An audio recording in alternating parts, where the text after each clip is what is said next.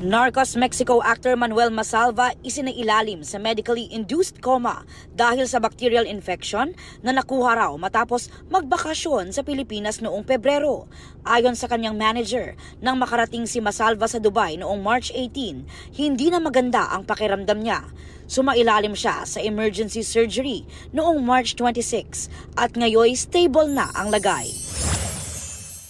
Mga batang relay star Caitlin Stave nahulog mula sa kabayo habang nasa Kaamulan Horse Show and Competition sa Malaybalay City, Bukidnon.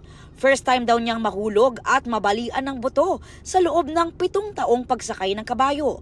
Sa kabila nito, feeling positive pa rin siya at looking forward sa susunod na kompetisyon.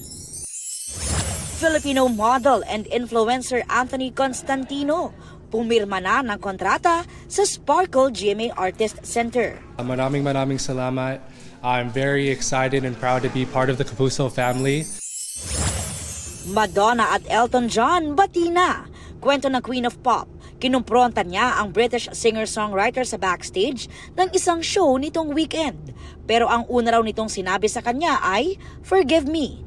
Doon na raw bumagsak ang tila pader sa pagitan nila. Nagpasalamat naman si Elton John sa pagpapatawad ni Madonna.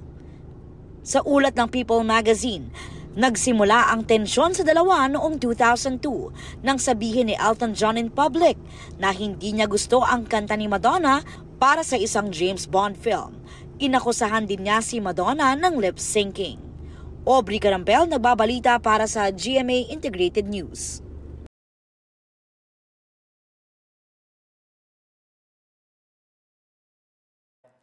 Huwag magpahuli sa mga balitang dapat niyong malaman. Mag-subscribe na sa GMA Integrated News sa YouTube.